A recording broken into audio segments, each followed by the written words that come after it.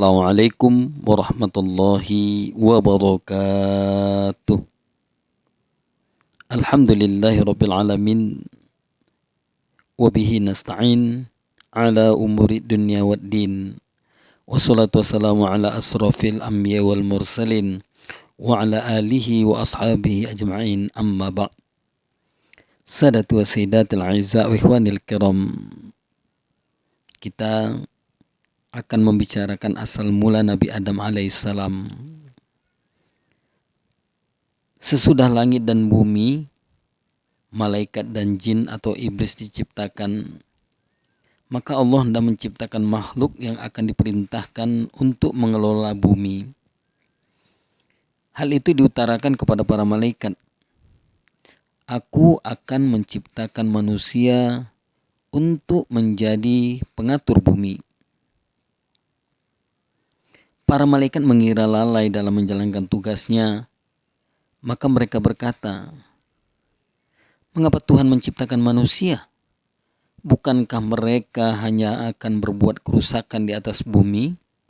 Mereka akan saling bermusuhan dan berbunuhan, sedangkan kami para malaikat senantiasa patuh dan mengagungkan namamu. Sadati wa sayyidati al-a'izza wa ikhwanil kiram. Untuk melenyapkan kekhawatiran para malaikat itu, Allah kemudian berfirman, sesungguhnya aku mengetahui apa yang tidak kamu ketahui. Sadati wa sayyidati al-a'izza wa ikhwanil kiram. Para malaikat bungkam mendengar penegasan Allah itu. Bukankah Allah maha mengetahui atas segala sesuatu? Demikianlah Allah kemudian menciptakan Adam dari tanah liat dan lumpur hitam.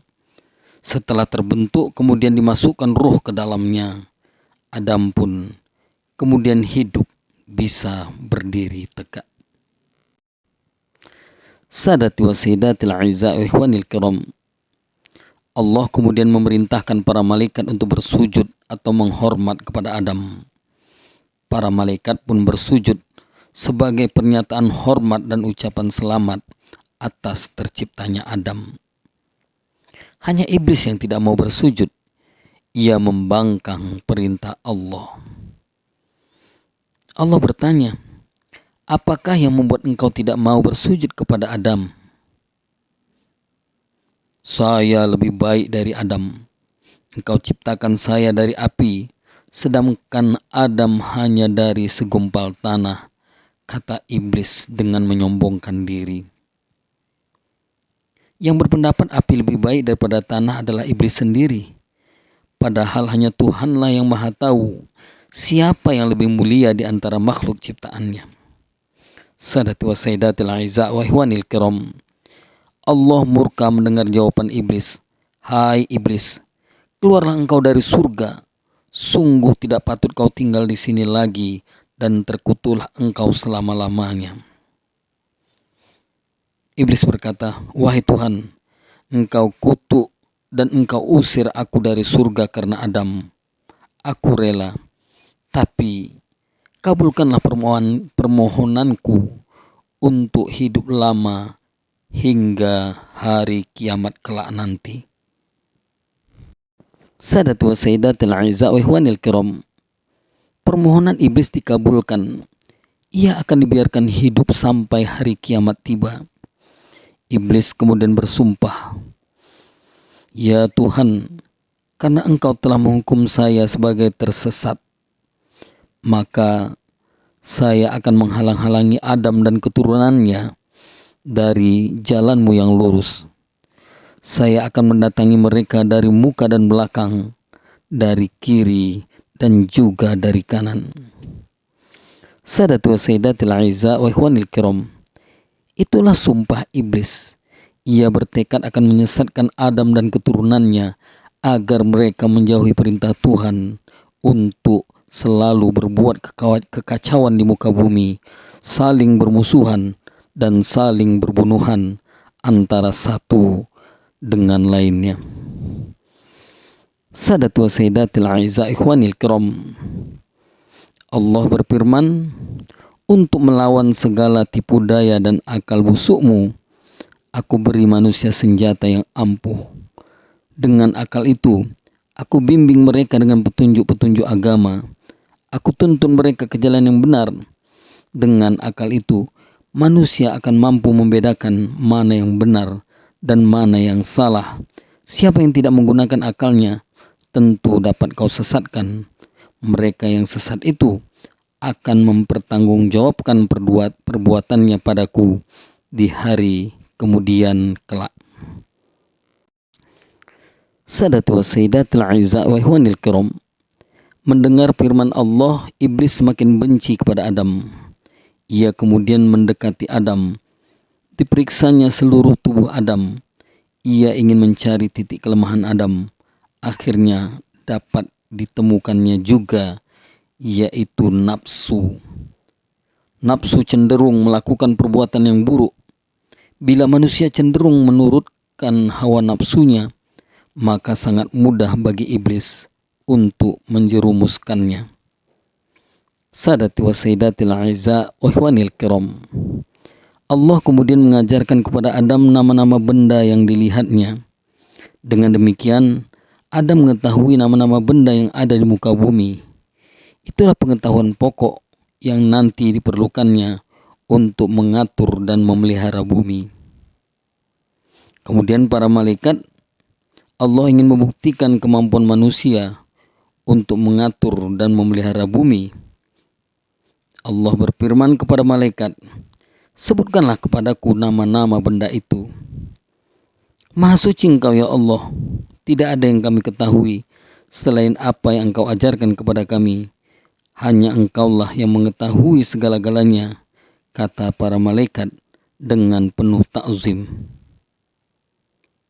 Hai Adam, beritahukanlah kepada mereka nama benda-benda itu, firman Allah. Adam kemudian menyebut nama benda-benda itu, benda-benda yang ia ketahui. Para malaikat pun kagum, mereka memberi hormat sehormat-hormatnya. Bukankah sudah kukatakan, aku mengetahui rahasia langit dan bumi. Aku lebih mengetahui apa yang tidak kamu ketahui, firman Allah kepada malaikat. Sadatu wa sayyidatil a'izza wa ikhwanil kiram, para malaikat lalu memuja dan mengagungkan Allah. Mereka semakin menaruh hormat kepada Adam. Ternyata Adam telah mengetahui apa-apa yang belum mereka ketahui. Allah kemudian memberikan Adam sebuah tempat yang nyaman dan sentosa, yaitu surga. Tempat itu indah, permai, segala kebutuhan hidup telah tersedia. Kebun surga penuh dengan buah-buahan yang rasanya lezat. Air sungainya jernih dan berbau harum. Pohon, tumbuhan dan rumput seperti ditata rapi, teduh, dan amat sangat nyaman sekali. Sadatu wa sayyidatil a'izza wa ikhwanil kiram, sebenarnya tempat itu sangat menyenangkan. Adam berkeliling menjelajahi kebun-kebun dan taman-taman, tapi ia merasa kesepian karena ia tidak memiliki satu orang teman pun.